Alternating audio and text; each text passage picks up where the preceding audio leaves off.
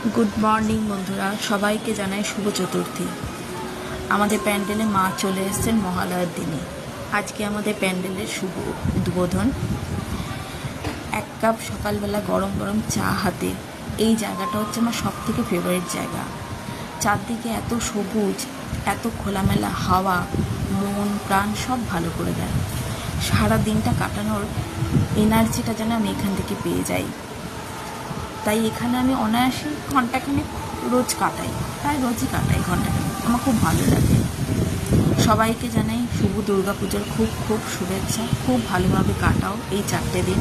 আমাদের বাঙালিদের কাছে এই 4টে দিন যে কী অমূল্য, সেটা আমরা বাঙালিরা ছাড়া হয়তো কেউ সেরকম বুঝতে পারবে না।